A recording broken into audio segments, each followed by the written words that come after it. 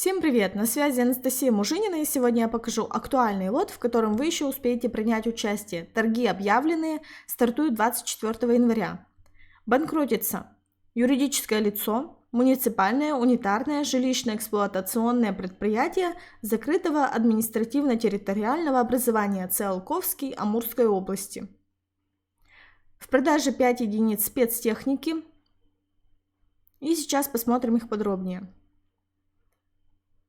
Первый лот – это бульдозер. В таком состоянии он находится.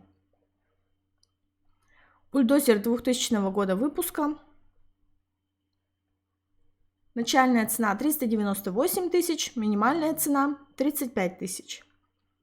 Второй лот – автомобиль ЗИЛ «Самосвал». Выглядит таким образом. 2000 года выпуска, тоже старенький. Начальная цена 260 тысяч.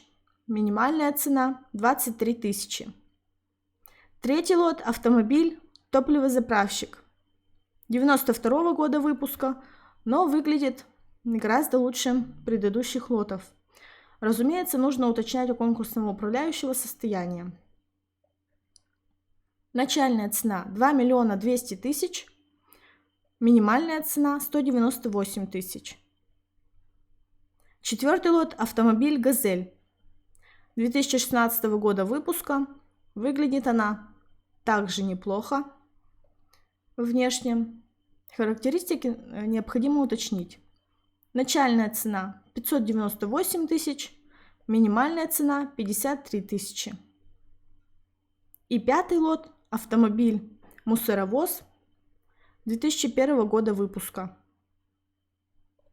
Выглядит тоже не супер. Начальная цена 107 тысяч, минимальная цена 9 тысяч.